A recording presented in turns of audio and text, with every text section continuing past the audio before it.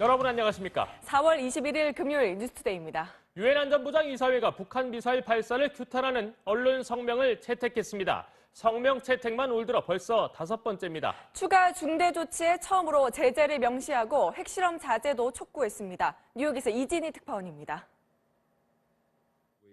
유엔 안전보장이사회가 북한의 미사일 발사 실험을 강력히 규탄하고 추가 도발 자제를 촉구하는 언론 성명을 만장일치로 채택했습니다.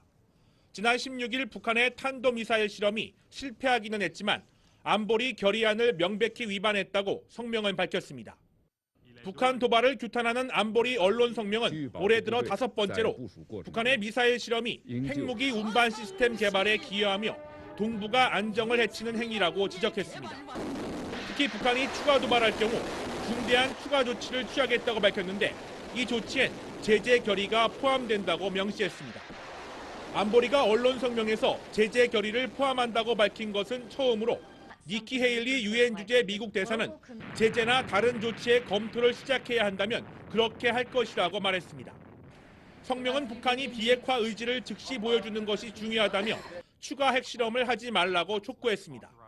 성명은 미국 주도로 만들어졌으며 러시아가 반발해 채택이 조금 늦어진 것으로 전해졌습니다. 뉴욕에서 MBC 뉴스 이진희입니다. 대선을 이틀 앞둔 프랑스 파리 도심에서 조금 전 자동소총이 등장하는 총격전이 벌어졌습니다. 경찰관 1명과 테러 용의자가 숨졌습니다. 경찰은 지금 샹젤리제 대로를 전면 통제하고 있습니다. 파리에서 김현 특파원입니다. 우리 시간으로 오늘 새벽 4시쯤 프랑스 파리 샹젤리제 중심가에서 총격전이 발생했습니다. 프랑스 경찰은 범인을 제압하는 과정에서 경찰관 1명과 범인이 총에 맞아 숨졌고 또 다른 경찰관 2명이 다쳤다고 밝혔습니다. 프랑스 내무부는 차량 한 대가 경찰차 앞을 가로막은 뒤 차에서 내린 남성이 경찰관들을 향해 총을 쐈고 곧바로 인근 상가로 도주하면서 총격전이 벌어졌다고 밝혔습니다. 또 범인은 S급 요주의 관리 대상 인물로 처음부터 경찰이 범행 목표였던 것으로 보인다며 검찰 대테러팀이 수사에 착수했다고 밝혔습니다. 목요일 밤 관광객들로 붐비던 샹젤리제 거리는 큰 혼란에 빠졌고 목격자들은 총격전이 크게 벌어졌다며 긴박했던 당시 상황을 전했습니다. 프랑스 경찰은 샹젤리제 일대의 교통과 통행을 통제하고 있으며 주 프랑스 한국 대사관도 우리 교민과 관광객 등의 샹젤리제 쪽 방문을 자제할 것을 권고하고 있습니다. 파리에서 MBC 뉴스 김현입니다. 대선판에 다시 주적 논란이 떠올랐습니다. 대통령이 할 말이 아니다라는 문재인 후보의 발언이 다른 후보들의 타겟이 됐습니다. 문재인 후보 측은 시대 지난 색깔론이란 입장입니다. 김준형 기자입니다. TV 토론에서 유승민 후보와 문재인 후보 사이에 오간 질문과 답변. 북한이 우리 주적입니까? 주적. 대통령이 할 말은 아니라고 봅니다. 지금 대통령 벌써 되셨습니까? 그렇게 강요하지 마시죠. 왜냐하면 강요가 아니라 대통령이 되시면 남북 간 문제를 풀어가야 될 입장이에요. 논란은 확산됐습니다. 북한은 주적입니다. 주적이면서 동시에 또 우리는 그 평화 통일을 이루어야 되는 주적 없이 60만 대군을 가질 이유가 없지 않습니다. 문 후보는 색깔론 더 씌우기라고 맞받았습니다.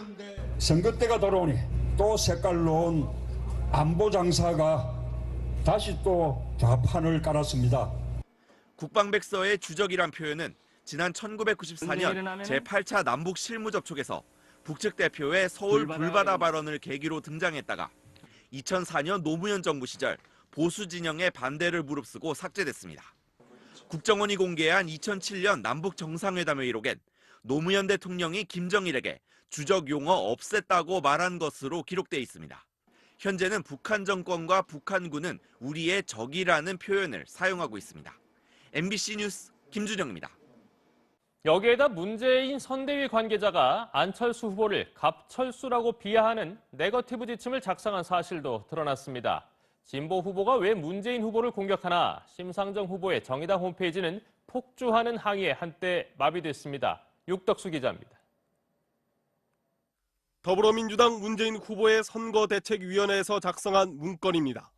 대외비로 표시된 문건에는 국민의당 안철수 후보에 대해 불안한 기족 이미지가 확산하고 있다는 등의 판세 분석이 담겨 있습니다.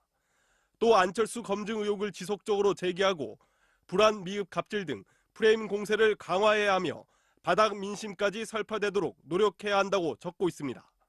그러면서 세부적으로 SNS 집중, 비공식적 메시지 확산을 하라면서 깨끗한 줄 알았는데 갑철수라는 등의 구체적 공격 문장의 사례까지 적시했습니다. 국민의당은 강하게 반발했습니다. 문재인 선대위는 댓글 부대, 문자 폭탄을 만들어내는 양념공장이고 문재인은 양념공장 사장임이. 이에 대해 민주당 우상호 공동선대위원장은 해당 문건을 캠프의 주요 부서가 조직적으로 만들고 공유한 것은 아닌 것으로 확인했다며 캠프와는 무관한 일이라고 설명했습니다. 이런 가운데 문 후보 지지자들이 그제 TV토론에서 문 후보를 공격했다며 정의당과 심상정 후보에 대해 과도한 비방 메시지를 보냈다는 논란도 나오고 있습니다. MBC 뉴스 육덕수입니다. 안철수 후보는 사드, 개성공단, 햇볕 정책 등 주로 외교안보 관련해 최근 몇 달에서 몇 년 사이 계속 입장을 바꿔서 논란을 키우고 있습니다. 보수 위장 아니냐라는 일각의 비판에 안 후보 측은 상황 변화에 따른 유연한 대응이란 입장입니다. 김민찬 기자입니다. 사드 배치 논란이 처음 불거졌던 지난해. 얻는 것보다는 잃는 게 더 많다는 생각입니다. 불과 몇 달 만에 입장은 180도 달라졌습니다. 결국은 우리는 사드 배치해야 됩니다. 2012년 저서를 통해 개성공단을 확대하고 금강산 관광을 재개해야 한다고 했지만 지금은 상황이 달라졌다는 입장입니다. 지금 유엔 제재 국면입니다. 우리도 스스로 자유로울 수 없습니다. 햇볕 정책도 마찬가지. 햇볕 정책의 성과를 계승하여 더 발전시키겠습니다. 공과 과가 있습니다. 100% 그대로 다 옳거나 100% 다 아니거나 그런 건 없습니다. 전시 작전권 환수 입장도 돌아섰습니다. 전작권 전환은 우리에게 새로운 도전이고 기회입니다. 충분히 스스로 자강할 수 있는 조건이 됐을 때만 가능합니다. 안 후보는 상황 변화에 탄력적이고 유연하게 대응하는 것이 오히려 지도자의 덕목 아니냐고 반박했습니다. 상황이 바뀌면 그러면 거기에 대해서 대응이 바뀌는 것이 당연하지 않습니까? 외교 안보 분야의 입장 변화가 보수 표심을 의식한 것이라는 지적은 여전합니다. MBC 뉴스 김민찬입니다. 대선은 이제 18일 남았습니다. 문재인 후보는 오늘 여성 정책 방향 밝히고 홍준표 후보는 경북을 돌며 보수 표심을 단속합니다. 안철수 후보는 부산과 울산 방문할 예정이고 호남을 찾은 유승민 후보는 문재인이 싫으면 안철수 말고 나를 찍어달라고 호소했습니다. 윤지훈 기자입니다. 더불어민주당 문재인 후보는 오늘 여성단체가 주최한 성평등 정책간담회에 참석해 여성 정책 방향에 대한 입장을 밝힙니다. 어제는 장애인의 날을 맞아 장애 등급 폐지, 장애인 권리보장법 제정 등의 장애인 공약을 발표했고 강원도를 찾아 평창 동계올림픽 적극 지원을 약속했습니다. 자유한국당 홍준표 후보는 관훈클럽 토론회에 참석해 정책 현안에 대한 입장을 밝힌 후 포항과 경주 등 경북 표심 다지기에 나섭니다. 어제는 수도권을 돌며 보수층이 결집하면 이길 수 있다고 강조했습니다. 국민의당 안철수 후보는 울산과 부산 등을 돌며 영남 바닥 표심을 다집니다. 앞서 방송기자클럽 초청 토론회에선 집권 후 통합 내각 구상을 밝혔고 마크 네퍼 주한 미국 대사 대리와 만나 취임 후 빠른 시일 내에 한미 정상회담을 추진하겠다고 말했습니다. 어제 후보 선출 이후 처음으로 호남을 찾았던 바른정당 유승민 후보는 자전거 유세단을 출범하며 완주 의지를 다집니다. 정의당 심상정 후보는 생태 환경 공약을 발표하고 이른바 친환경 대통령을 선언할 계획입니다. MBC 뉴스 윤지윤입니다. 김대중 정부 당시 권력형 비리 사건이었죠. 최규선 게이트 기억하실 겁니다. 최근 구속 집행정지 중 달아났던 최규선 씨가 보름 만에 검찰에 붙잡혔습니다. 박윤수 기자입니다.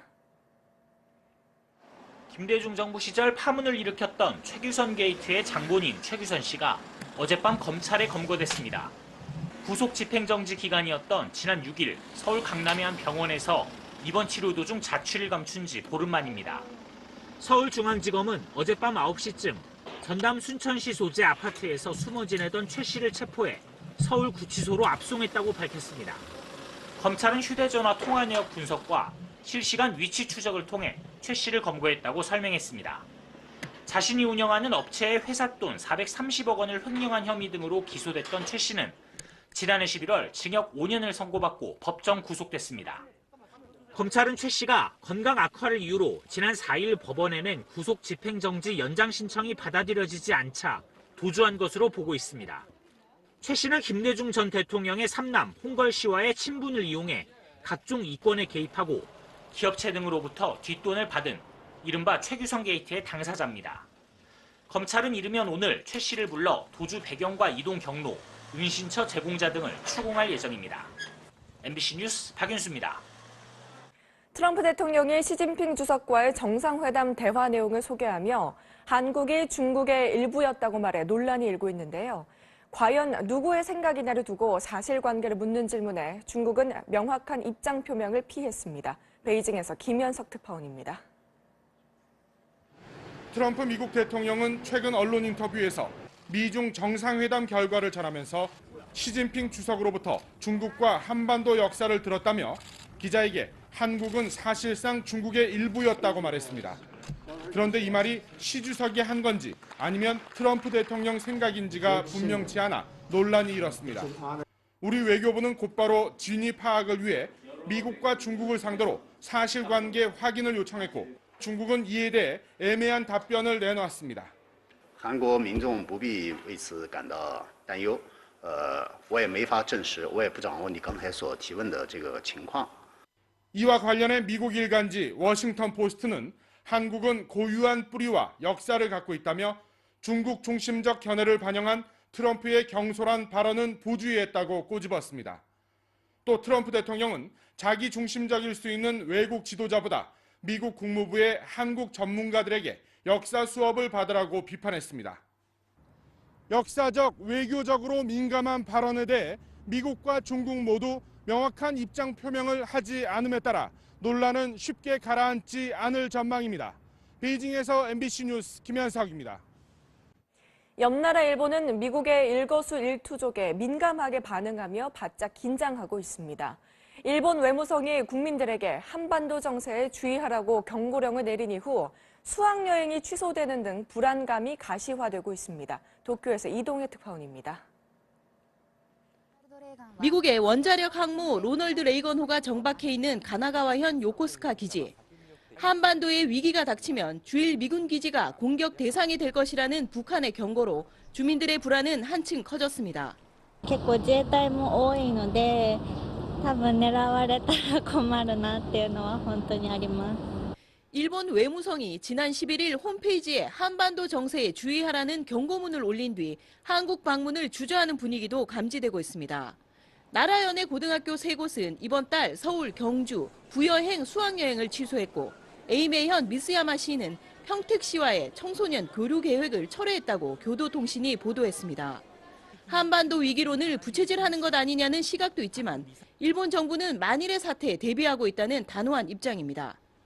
政府の最大の責務というのは国民の皆さんの命と平和な暮らしを守るこのことが責務でありますから 130여 곳에 달하는 주일 미군 시설 중 F-35B 전투기가 연일 출동 훈련을 하는 야마구치현 이와쿠니 기지가 북한의 첫 번째 표적이란 보도까지 나와 불안감을 키웠습니다. 미사일 공격 시 피난 수설을 안내하는 일본 정부 사이트는 북한의 도발이 우려됐던 지난 15일 하루 조회수만 45만 건을 넘어 역대 최고를 기록했습니다. 도쿄에서 MBC 뉴스 이동혜입니다. 한미 공군이 전투기 100여 대를 동원해 대규모 합동훈련을 실시했습니다. 유사시 제공권을 장악하고 주요 핵심 시설을 정밀 타격하는 능력을 시험했습니다. 구경근 기자입니다. 한미 공군의 연례 전투훈련인 맥스 썬더가 공중전력 100여 대, 병력 1,200여 명을 투입해 지난 14일부터 한반도 전역에서 실시되고 있습니다. 북한 도발을 가정해 아군과 적군으로 나누어 공중전을 벌이면서 적 전술을 격파하고 방공포와 레이더 등 핵심 시설을 정밀 타격하는 작전을 집중 보강했습니다. 이번 훈련엔 하늘의 지휘소라 불리는 공중 조기경보 통제기 피스아이가 참여해 적 항공기 항적을 면밀히 파악하고 북한 전역의 군 동향을 감시할 수 있는 미 공군의 고고도 정찰기 U-2기도 투입돼 정보 수집 능력을 점검했습니다. 양국 공군 수뇌부는 상대 전투기를 바꿔 타고 훈련을 지휘하면서 한반도 연합 방위 의지도 과시할 예정입니다.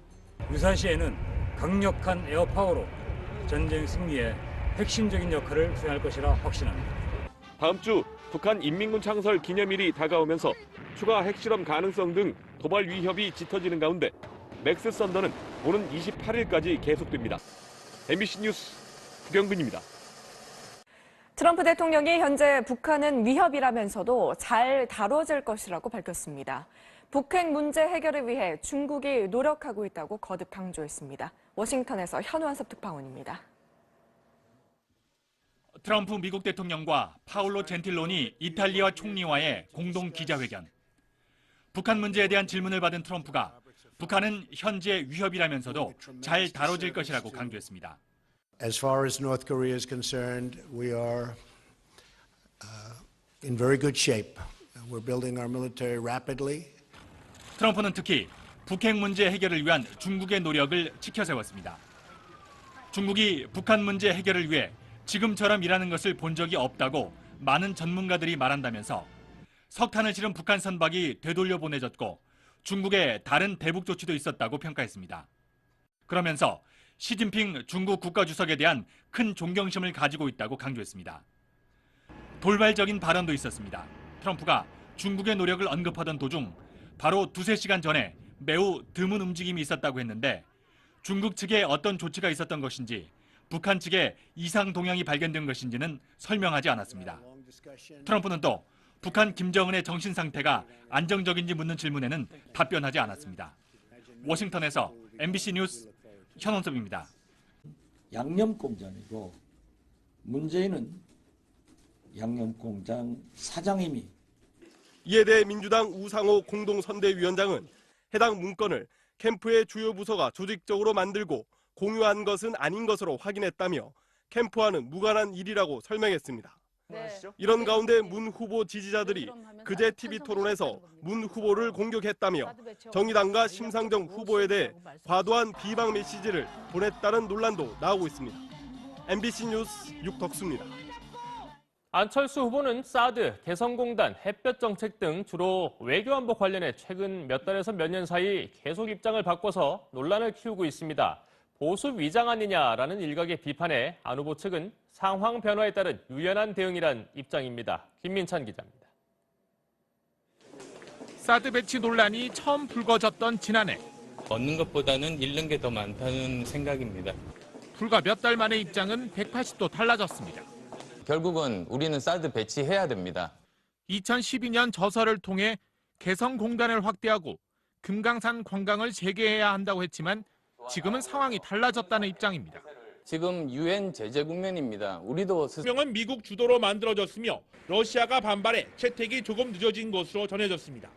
뉴욕에서 MBC 뉴스 이진입니다. 대선을 이틀 앞둔 프랑스 파리 도심에서 조금 전 자동 소총이 등장하는 총격전이 벌어졌습니다. 경찰관 한 명과 테러 용의자가 숨졌습니다. 경찰은 지금 샹젤리제 대로를 전면 통제하고 있습니다. 파리에서 김현 특파원입니다. 우리 시간으로 오늘 새벽 4시쯤 프랑스 파리 샹젤리제 중심가에서 총격전이 발생했습니다. 프랑스 경찰은 범인을 제압하는 과정에서 경찰관 1명과 범인이 총에 맞아 숨졌고 또 다른 경찰관 2명이 다쳤다고 밝혔습니다. 프랑스 내무부는 차량 한 대가 경찰차 앞을 가로막은 뒤 차에서 내린 남성이 경찰관들을 향해 총을 쐈고 곧바로 인근 상가로 도주하면서 총격전이 벌어졌다고 밝혔습니다. 또 범인은 S급 요주의 관리 대상 인물로 처음부터 경찰이 범행 목표였던 것으로 보인다며 검찰 대테러팀이 수사에 착수했다고 밝혔습니다. 목요일 밤 관광객들로 붐비던 샹젤리제 거리는 큰 혼란에 빠졌고 목격자들은 총격전이 크게 벌어졌다며 긴박했던 당시 상황을 전했습니다. 프랑스 경찰은 샹젤리제 일대의 교통과 통행을 통제하고 있으며 주 프랑스 한국 대사관도 우리 교민과 관광객 등의 샹젤리제 쪽 방문을 자제할 것. 국정원이 공개한 2007년 남북 정상회담 회의록엔 노무현 대통령이 김정일에게 주적 용어 없앴다고 말한 것으로 기록돼 있습니다. 현재는 북한 정권과 북한군은 우리의 적이라는 표현을 사용하고 있습니다. MBC 뉴스 김준영입니다. 여기에다 문재인 선대위 관계자가 안철수 후보를 갑철수라고 비하하는 네거티브 지침을 작성한 사실도 드러났습니다. 진보 후보가 왜 문재인 후보를 공격하나 심상정 후보의 정의당 홈페이지는 폭주하는 항의에 한때 마비됐습니다. 육덕수 기자입니다. 더불어민주당 문재인 후보의 선거대책위원회에서 작성한 문건입니다. 대외비로 표시된 문건에는 국민의당 안철수 후보에 대해 불안한 기족 이미지가 확산하고 있다는 등의 판세 분석이 담겨 있습니다. 또 안철수 검증 의혹을 지속적으로 제기하고 불안, 미흡, 갑질 등 프레임 공세를 강화해야 하며 바닥 민심까지 설파되도록 노력해야 한다고 적고 있습니다. 그러면서 세부적으로 SNS 집중, 비공식적 메시지 확산을 하라면서 깨끗한 줄 알았는데 갑철수라는 등의 구체적 공격 문장의 사례까지 적시했습니다. 국민의당은 강하게 반발했습니다. 문재인 선대위는 댓글 부대, 문자 폭탄을 만들어내는 여러분 안녕하십니까? 4월 21일 금요일 뉴스투데이입니다. 유엔 안전보장 이사회가 북한 미사일 발사를 규탄하는 언론 성명을 채택했습니다. 성명 채택만 올 들어 벌써 5번째입니다. 추가 중대 조치에 처음으로 제재를 명시하고 핵실험 자제도 촉구했습니다. 뉴욕에서 이진희 특파원입니다. 유엔 안전보장이사회가 북한의 미사일 발사 실험을 강력히 규탄하고 추가 도발 자제를 촉구하는 언론 성명을 만장일치로 채택했습니다. 지난 16일 북한의 탄도미사일 실험이 실패하기는 했지만 안보리 결의안을 명백히 위반했다고 성명은 밝혔습니다. 북한 도발을 규탄하는 안보리 언론 성명은 올해 들어 5번째로 북한의 미사일 실험이 핵무기 운반 시스템 개발에 기여하며 동북아 안정을 해치는 행위라고 지적했습니다.